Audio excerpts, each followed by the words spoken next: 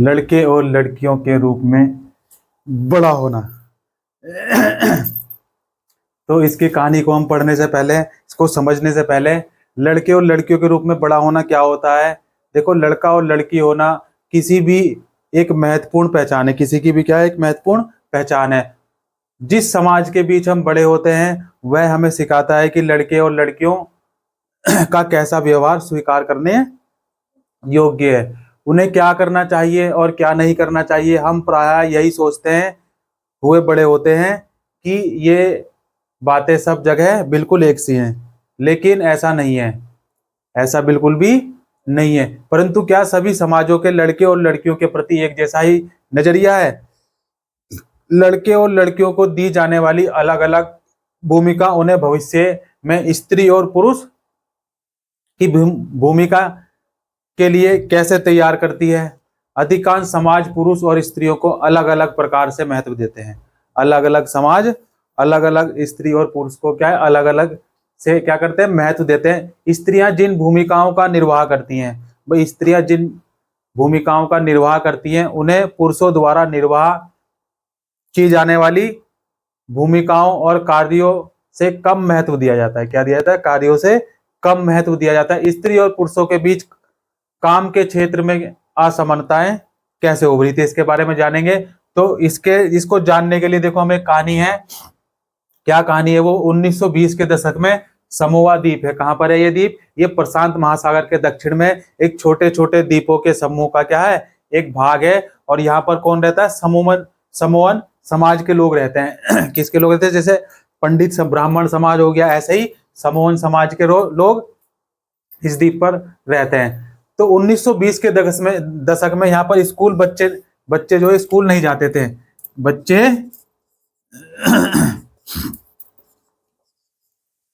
School नहीं जाते थे। जैसे आज के समय में क्या बच्चे स्कूल जाते हैं, लेकिन 1920 के दशक में बच्चे स्कूल नहीं जाते थे। वे बड़े बच्चों और वयस्कों से बहुत सी बातें सीखते थे, जैसे छोटे बच्चों की देखभाल या घर का काम कैसे करना है। द्वीपों पर मछली पकड़ना का काम बहुत महत्वपूर्ण था। भाई द्वीपों पर क्या था? मछली पकड़ने का काम बहुत महत्वपूर्ण था। जैसे अंडमान निकोबार में आज भी लोग मछली पकड़ कर क्या है, अपना जीवन यापन करते हैं, धनोपार्जन भी करते हैं आज भी। तो मछली पकड़ने का काम बहुत महत्वपूर्ण था, इसलिए किशोर बच्चे मछली पकड़ने के लिए सुदूर और सुंदर सुंदर जगहों पर जाते थे। और सुंदर जगह कौन सी होगी? जहां पर मछलियां मिलती होंगी, वही जो उनके लिए तो क्या होगी, वही मछुआरे के लिए क्या, उनसी सुंदर जगह होगी। मछुआरे के लिए सुंदर जगह तो क्या होगी? गंगा का किनारा, गंगा का तट या समुद्र का किनारा, द्वीप का तट होगा जहां पर मछलियां मिलती होंगी। तो ये क्या करते थे? यात्राएं करते थे, सुदूर एक जगह से दूसरी जगह पर यात्राएं करते थे। और हम प्राचीन समय से ही ये जानते आ रहे हैं कि लोग पहले से ही क्या है, यात्रा किया करते हैं। लोग द्वीप की एक स्थान से दूसरे स्थान पर यात्रा किया करते हैं, नहीं किया करते हैं यात्रा। तो मछली पकड़ने के लिए भी ऐसे ही लोग यात्रा किया करते। तो ये यहाँ के लोग सीखते हैं, यहाँ के बच्चे सीखते हैं। लेकिन ये बात वे अपने बचपन के अलग अलग समय पर सीखते हैं, अपने बचपन के अलग अलग समय पर सीखते हैं। छोटे बच्चे जैसे ही चलना शुरू कर देते हैं, उनकी माताएं और बड़े लोग उनकी देखभाल करना क्या कर देते हैं? बंद कर देते हैं। और यह जिम्मेदारी बच्चों पर आ जाती है। किस पर आ जाती है फिर? यह जिम्मेदारी बच्चों पर आ जाती है, उनकी जो प्राय स्वयं भी 5 वर्ष के होते हैं। भाई अब भाई बहन है, ठीक है, एक बच्चा छोटा है और एक बच्चा थोड़ा क्या बड़ा 5-6 वर्ष का है, तो उसकी देखभाल की जिम्मेदारी उस पर आ जाती है। लड़के और लड़कियां दोनों अपने छोटे भाई बहनों की देखभाल करते थे।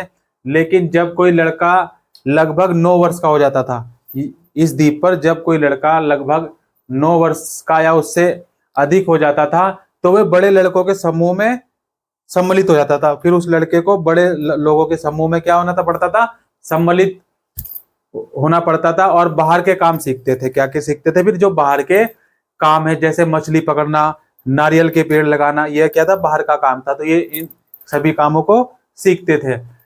जबकि लड़कियां जब 13-14 साल की नहीं हो जाती थी, तब तक वे क्या छोटे बच्चों की देखभाल और बड़े लोगों के छोटे मोटे कार्य करती थी। लेकिन एक बार जब वह 13-14 साल की हो जाती थी, तो वे अधिक स्वतंत्र होती थी। क्या होती थी? अधिक स्वतंत्र होती थी। लगभग 14-15 वर्ष की उम्र के बाद मछली पकड़ने भी जाया करती थी। बागानों में काम भी करती थी और डलियां बुनने का भी काम करती थी। डलियां, टोकरियां होती है ना, टोकरियां बुनने का काम, तो उसको क्या बोलते हैं? डलिया बुनने का काम करती थी। खाना पकाने का काम अलग से बनाए गए रसोई घरों से होता था, जहां लड़कों को अधिक काम करना होता था और लड़कियां उनकी मदद करती थी। लड़कों को अधिक काम करना होता था और लड़कियां उनकी मदद करती थी। ठीक समझ पाए बात को? तो यहाँ पर क्या हुआ? सर्वेक्षण हुआ, ठीक है ना, सर्वे किया गया तो वहां के लोगों से, बच्चों से पूछा, तब ये कहानी के माध्यम से हमने समझा। अब आए हम 1960 के दशक में। कब आए हम? 1960। 1960 मध्य प्रदेश में। कहां पहुंचे हम? मध्य प्रदेश। मध्य प्रदेश के पुरुष के रूप में बड़ा होना। भाई मध्य प्रदेश की कहानी समझते हैं। अब देखो 1960 के दशक में मध्य प्रदेश के एक छोटे से शहर में रहने वाले और स्कूल जाने के वर्णन की एक कथा है, ठीक है ना। क्या है कहानी? भाई मध्य प्रदेश में 1960 के दशक में छोटे से शहर में स्कूल जाने का क्या किया गया है? वर्णन किया गया है। कक्षा 6 में आने के बाद लड़के और लड़कियां क्या अलग स्कूल में जाते हैं। कक्षा 6 में आने के बाद लड़के और लड़कियां अलग अलग स्कूलों में जाते थे। लड़कियां का स्कूल अलग था, लड़कों का स्कूल अलग था। बिल्कुल अलग ढंग से बनाए जाते थे। उनके स्कूल के बीच एक आंगन होता था जहां वे बाहरी दुनिया से बिल्कुल अलग रहकर स्कूल की सुरक्षा में खेलती थी। वही लड़कियों के लिए थोड़ी सिक्योरिटी थी, उनका ग्राउंड भी अंदर था, तो अंदर ही खेलती थी। लड़कों के स्कूल ऐसा नहीं थे, उनका आंगन नहीं होता था, ठीक है ना, बल्कि वे उनके खेलने के मैदान बस एक बड़ा सा खुला स्थान था जो स्कूल से लगा हुआ था। बड़ा खुला सा स्थान था जो स्कूल से क्या था? लगा हुआ था। और हर शाम स्कूल के बाद लड़के लड़के क्या करते थे? लड़के सड़कों को अनेक कामों के लिए उपयोग करते थे, जैसे कि यूं ही खाली खड़े रहना, खड़े रहकर समय बिताना और दौड़ने और खेलने के लिए साइकिल चलाने के कर्तव्य को दिखाने का काम किया करते थे। लड़कियों के लिए गली सीधे घर पहुंचने का एक माध्यम थी। लड़कियों के लिए क्या था? भाई सीधे सड़क जाना है और गली से सीधा घर आना है। लड़कियों के लिए लड़कियां हमेशा समूह में जाती थी। शायद उनके मन में यह डर रहता था कि उन्हें कोई छेड़ ना दे या उन पर कोई हमला ना कर दे, इसलिए समूह में जाती थी। बड़े होने के भी कई तरीके हैं। हम प्राय सोचते हैं कि बच्चे एक ही तरीके से बड़े होते हैं। ऐसा इसलिए है क्योंकि हम अपने अनुभवों से ही सबसे ज्यादा परिचित होते हैं। हम अपने अनुभव से ही सबसे ज्यादा परिचित होते हैं। यदि हम अपने परिवार के बुजुर्गों से बात करें तो पाएंगे कि उनका बचपन शायद हमारे बचपन से बहुत भिन्न होगा। अब जैसा मेरा बचपन बीता वैसा आपका बचपन नहीं बीतेगा, और जैसे हमारे पिताजी का बचपन बीता वैसे आपका नहीं बीतेगा, और हमारे दादाजी का बचपन अलग होगा, हमारे परदादाजी का बचपन अलग बीता होगा। तो और क्या है? बहुत परिवर्तन क्या आ गए? परिचित होंगे आप। बहुत भिन्न था, बचपन बहुत भिन्न था। हम यह भी अनुभव करते हैं कि समाज में लड़के और लड़कियों में स्पष्ट अंतर करता है। क्या करता है समाज? लड़के और लड़कियों में स्पष्ट अंतर करता है, और यह बहुत कम आयु से ही शुरू हो जाता है। उन्हें खेलने के लिए भिन्न खिलौने दिए जाते हैं। जैसे लड़कों को क्या दिया जाता है? लड़कों को कार दी जाएगी, लड़कियों को गुड़िया दी जाएगी। नहीं, लड़कों को कार दी जाती है, लड़कियों को गुड़िया दी जाती है। खेल खिलौने आनंददायक हो सकते हैं। फिर लड़कियों को गुड़िया क्यों क्यों और लड़कों को कारें क्यों दी जाती है? खिलौने बच्चों को यह बताने का माध्यम बन जाते हैं कि वे बड़े होकर स्त्री और पुरुष बनेंगे तो उनका भविष्य क्या है? अलग होगा। देखो अभी बच्चे क्या है? स्कूल जाते हैं। स्कूल जाते हैं। अब 6, आप 6 में भी हो सकते हैं, 7th में भी, 8th 9th 10th 12th। 12th के बाद की देखो, 12th के बाद का जीवन आपका अलग होगा। अभी आप 6 to 12th की बात करते हैं, ठीक है ना। जब आप 12th कर लेंगे तो आपका अब का जीवन और 12th के बाद का जीवन, दोनों में ही क्या होगा? अंतर होगा, अलग अलग होगा। हम यह विचार करें तो यह अंतर प्रायः प्रतिदिन की छोटी छोटी बातों से बना कर रखा जाता है। लड़कियों को कैसे कपड़े पहनने चाहिए, लड़के पार्क में कौन से खेल खेलें, लड़कियों को धीमी आवाज में बात करनी चाहिए और लड़कों को रौब में बात करनी चाहिए। सब बच्चे को यह बताने के तरीके हैं कि जब वे बड़े होकर स्त्री और पुरुष बनेंगे तो उनकी विशिष्ट भूमिकाएं होंगी। देखो क्या होंगी, विशिष्ट भूमिकाएं होंगी। अब यहां से जीवन अलग अलग कैसे होगा भाई, कुछ के पास इसके बाद की अगर जीवन में इसके बाद अगर पढ़ना चाहेंगे तो वो आगे भी पढ़ सकते हैं, नहीं। और फिर यहाँ पर विवाह, और इस विवाह से पहले भाई लड़के हैं तो नौकरी पैसा, और अगर लड़की है तो घर का काम, राइट। इन चीजों पे थोड़ा सा क्या है समाज। अब पुरुषों और स्त्रियों की हैसियत एक जैसी नहीं होती। पुरुषों और स्त्रियों के द्वारा किए जाने वाले कामों में यह क्या है, असमानताएं। असमानताएं क्या है, ये असमानताएं। अब देखो, अब बात आई है घर का काम, घरेलू काम का। भाई घर के काम का क्या मूल्य है, जो हम घर में काम करते हैं उस घर के काम का क्या मूल्य है। हरमीत की कहानी, हरमीत, हरमीत की कहानी से हम समझेंगे। देखो, हरमीत के परिवार को नहीं लगता था कि जसप्रीत घर का जो काम करती थी वह वास्तव में काम है। किसको नहीं लगता था, हरमीत को नहीं लगता था। उनके परिवार में ऐसी भावना का होना कोई निराली बात नहीं थी। सारी दुनिया के घर में काम की मुख्य जिम्मेदारी स्त्रियों पर होती है। सारी दुनिया में काम की मुख्य जिम्मेदारी किस पर होती है, स्त्रियों पर होती है। जैसे कि देखभाल संबंधी कार्य, परिवार का ध्यान रखना, विशेषकर बच्चों, बुजुर्गों और बीमारों का ध्यान रखना। घर के अंदर किए जाने वाले कार्यों को महत्वपूर्ण नहीं समझा जाता। मान लिया जाता है कि वे स्त्रियों के स्वाभाविक कार्य हैं, इसलिए उनके लिए पैसा देने की कोई जरूरत नहीं है। समाज इन कार्यों को अधिक महत्व नहीं देता। समाज इन कार्यों को अधिक महत्व नहीं देता। अब देखो, जब समाज इन कार्यों को अधिक महत्व नहीं देता तो घर पर कार्य करने वाले का जीवन कैसा होता है, जो घर पर कार्य करते हैं उनका जीवन कैसा होता है। तो उसके लिए मंगला, कौन आ गई, मंगला। मंगला, केवल हरप्रीत की मां ही घर के काम नहीं करती थी, काफी सारा काम मंगला करती थी। काफी सारा काम मंगला करती थी, जो उसके घरेलू काम में क्या मदद के लिए लगाई गई थी। किसके काम में, घरेलू काम के लिए मदद के लिए लगाई गई थी। बहुत से घरों में, विशेषकर शहरों और नगरों में, लोग क्या करते हैं, घरेलू काम के लिए किसी को लगा लेते हैं।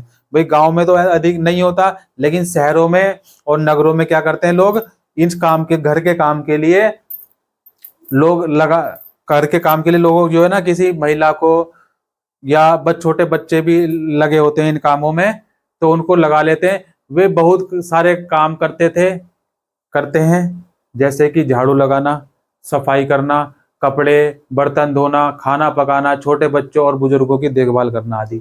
ये सब काम उनके लिए, इसका सभी काम को करने के लिए देखभाल पर लगाए जाते हैं। घर का काम करने वाले अधिकांश स्त्रियां होती हैं। कभी कभी इन कार्यों को करने के लिए छोटे लड़के या लड़कियों को काम पर रख लिया जाता है। घरेलू काम को अधिक महत्व नहीं है, इसलिए इन्हें मजदूरी भी कम दी जाती है। इसलिए इन्हें क्या, मजदूरी भी बहुत कम दी जाती है, क्योंकि घरेलू काम का कोई महत्व नहीं है। और घरेलू काम करने वालों का दिन सुबह 5 बजे से शुरू होकर देर रात 12 बजे तक भी चलता है।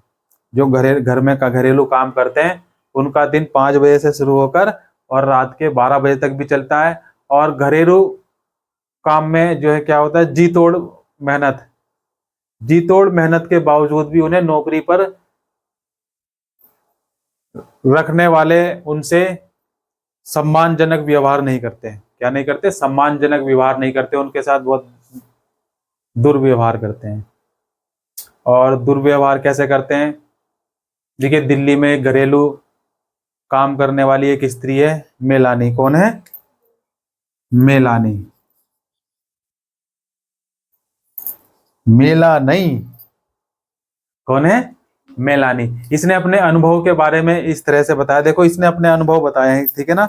मेलानी अपने अनुभव जो है बता रही है। मेरी पहली नौकरी एक अमीर परिवार में लगी थी जो 3 मंजिल भवन में रहता था। इसकी नौकरी कहाँ लगी? मेलानी की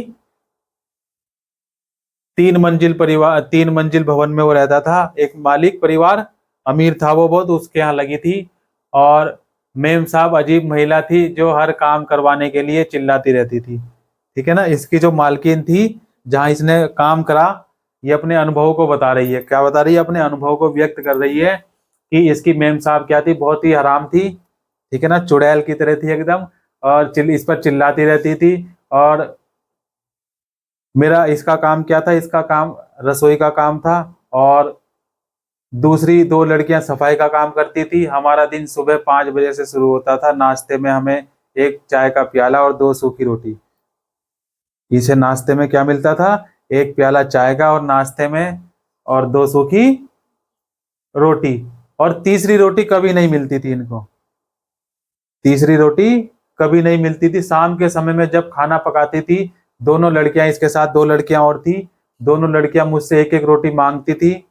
मैं चुपके से उसे दे देती थी। क्या कहती है ये? कि मैं चुपके से उन्हें दे देती थी, और खुद भी एक रोटी जो है ना चुपके से रोटी ले लेती थी।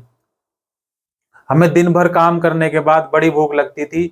हम घर में चप्पल नहीं पहन सकते थे। कोई ये जब जब ये घर में जाते थे ना मेलानी, और 2 लड़कियों के साथ उस 3 मंजिला भवन में जो रहता था अमीर आदमी, उसके घर जाती थी, तो उसके घर के अंदर जाने के बाद चप्पल नहीं पहना करती। तब सोचो सर्दियों में बिना चप्पल के पानी का काम करना, ये सब काम करना कितना मुश्किल रहा होता, कितना मुश्किल होता होगा। और दिन भर काम करने के बाद भूख लगती थी, और हम घर चप्पल नहीं पहन सकते थे। क्या कहती है? कि हम घर में चप्पल नहीं पहन सकते थे। क्या हम दिन भर काम नहीं करते थे? क्या हम कुछ सम्मानजनक व्यवहार के योग्य नहीं थे? वास्तव में जिसे हम घरेलू काम कहते हैं, उसमें अनेक कार्य सम्मिलित रहते हैं। इनमें से कुछ कामों से बहुत शारीरिक श्रम लगता है। बहुत बहुत सारे काम घर के ऐसे होते हैं जिसमें बहुत सारा क्या होता है? शारीरिक श्रम लगता है। ग्रामीण और शहरी क्षेत्रों में औरतों और लड़कियों को दूर दूर से पानी लाना पड़ता है। अब देखो गांव में, जब गांव में घरों को में बहुत परेशानी होती है पानी की, क्या है? दूर दूर से उनको क्या है? पानी लाना पड़ता है, दूर दूर से पानी लाना पड़ता है। और ग्रामीण क्षेत्रों में स्त्रियों और लड़कियों को जलाऊ लकड़ी, भारी गट्ठर सिर पर ढोने पड़ते हैं। नहीं धोने पड़ते, लकड़ियों के गट्ठर जलाने के लिए ढोने पड़ते हैं। कपड़े धोने, सफाई करने, झाड़ू लगाने और वजन उठाने के कामों में झुकने और उठाने और सामान लेकर चलने की जरूरत होती है। नहीं, कितना काम करने की जरूरत होती है। बहुत से काम, जैसे खाना बनाने का काम, वह भारी और थकाने वाला शारीरिक काम होता है, जबकि हम आमतौर पर सोचते हैं कि पुरुष ही ऐसा काम कर सकते हैं। घरेलू और देखभाल के कामों का एक अन्य पहलू जिसे हम महत्व नहीं देते हैं, वह है इन कामों में लगने वाला लंबा समय। भाई इन कामों में समय लगता है, नहीं लगता है? अब एक गांव का कोई परिवार है, ये मान लेते हैं भाई मेलानी एक गांव में रहती है, ठीक है ना। अब और 2 लड़कियां इसकी, अब ये घर दूसरे के घर में भी काम करने जाती हैं और अपने खुद का घर का भी तो काम करती होगी ना। भाई घर में खाना नाश्ता बनाने का खाना, सफाई, झाड़ू लगाना, और जंगल से लकड़ी लेके आना, पानी लेके आना, ठीक है। तो लेकिन उसमें भी तो समय लगता होगा, लेकिन उस समय की कोई वैल्यू नहीं है। लंबा समय लगता है उन कामों में, लगने वाला क्या? लंबा समय। इन कामों में कितना लंबा समय लग जाता है, और फिर आधा दिन काम बीत जाता है, काम करने बीत जाता है। वास्तव में यदि हम स्त्रियों द्वारा किए जाने वाले घर के और बाहर के कामों को जोड़ें, तो हमें पता लगेगा कि कुल मिलाकर स्त्रियां पुरुषों से अधिक काम करती हैं। स्त्रियां पुरुषों से अधिक काम करती हैं। महिलाओं का काम और समानता देखेंगे। अब देखो महिला क्या है? महिला पुरुषों से ज्यादा काम कर रही है। भाई अभी महिला जीत गई? नहीं, इसमें क्या है? महिलाएं अभी आगे चल रही हैं। महिलाएं अभी आगे चल रही है। महिलाओं का काम और समानता की बात करते हैं। अब हम क्या करते हैं? महिलाओं का काम और समानता।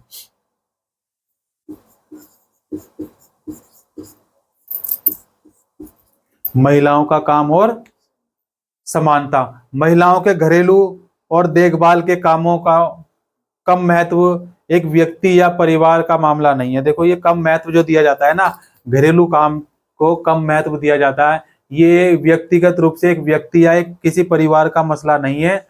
यह स्त्रियों और पुरुषों के बीच असमानता की एक बहुत बड़ी सामाजिक व्यवस्था का भाग है। किसका भाग है? सामाजिक व्यवस्था का भाग है। यह स्त्रियों और पुरुषों के बीच समानता की एक बहुत बड़ी सामाजिक व्यवस्था का भाग है, क्योंकि इससे क्या है, पूरी सामाजिक व्यवस्था डगमगा जाती है। इसलिए इसके समाधान हेतु जो कार्य किए जाने हैं वे केवल व्यक्तिगत या पारिवारिक स्तर पर ही नहीं है, ठीक है ना, किसी एक व्यक्ति पर या किसी एक परिवार, व्यक्तिगत परिवार पर ही नहीं है, शासकीय स्तर पर भी होना चाहिए। ये चेंजेस जो हो शासकीय स्तर पर भी होना चाहिए। समानता हमारे संविधान का महत्वपूर्ण सिद्धांत है। समानता हमारे संविधान का महत्वपूर्ण सिद्धांत है समानता। और संविधान कहता है कि स्त्रियां या पुरुष होने का आधार पर भेदभाव नहीं किया जा सकता। भाई किसी का संविधान हमारा क्या कहता है? हमारा संविधान कहता है स्त्री या पुरुष होने के आधार पर भेदभाव नहीं किया जा सकता, परंतु वास्तविकता में लिंग भेद किया जाता है। वास्तविकता में लिंग भेद किया जाता है। सरकार इसके कारणों को समझने के लिए और इस स्थिति का सकारात्मक निदान ढूंढने के लिए वचनबद्ध है। सरकार जानती है कि बच्चों की देखभाल और घर के काम का बोझ महिलाओं और लड़कियों पर पड़ता है। सरकार जानती है, इस बात को भली भांति जानती है कि बच्चों की देखभाल का और घर के कामों का बोझ किस पर पड़ता है? महिला और लड़कियों पर पड़ता है। स्वाभाविक रूप से इसका असर लड़कियों के स्कूल जाने से भी पड़ता है। स्कूल जाने से क्यों पड़ता है? इससे ही निश्चित होता है कि क्या महिलाएं घर के बाहर का काम कर सकेंगी, और यदि करेंगी तो किस प्रकार का काम या कार्य क्षेत्र चुनेंगी, किस प्रकार का काम चुनेंगी और किस प्रकार का कार्य क्षेत्र चुनेंगी। पूरे देश में कई गांवों में शासन ने आंगनवाड़ियां और बालवाड़ियां खोली हैं। सरकार ने, पूरे शासन ने क्या किया है? आंगनवाड़ी और बालवाड़ी खोली है। शासन ने एक कानून बनाया है जिसके तहत किसी भी संस्था में महिला कर्मचारियों की संख्या 30 से अधिक, महिला कर्मचारियों की संख्या 30 से अधिक, तो उसे वैधानिक रूप से बालवाड़ी केंद्र की सुविधा देनी होगी। वैधानिक रूप से बालवाड़ी केंद्र की सुविधा देनी होगी। बालवाड़ी की व्यवस्था होने से बहुत सी महिलाओं को घर से बाहर जाकर काम करने में सुविधा होगी, और इससे बहुत सी लड़कियां स्कूल जाना भी क्या होगा? संभव। बहुत सी लड़कियों का स्कूल जाना भी संभव होगा। और लड़के और लड़कियों में देखो, लड़का वर्सेस लड़की, तो कौन जीतने वाला है? इसके बारे में नेक्स्ट क्लास में हम लोग पढ़ेंगे। और नेक्स्ट क्लास में क्या पढ़ेंगे हम? औरतों ने बदली दुनिया। अगली कक्षा में क्या पढ़ेंगे हम? औरतों ने बदली दुनिया। अब औरतें कैसे दुनिया बदलेंगी, इसको देखने के लिए आपको थोड़ा सा क्या करना पड़ेगा? इंतजार करना पड़ेगा। और आज हमने लड़के और लड़कियों के रूप में क्या जाना? बड़ा होना जाना। क्या जाना? बड़ा होना जाना। जय हिंद, जय भारत।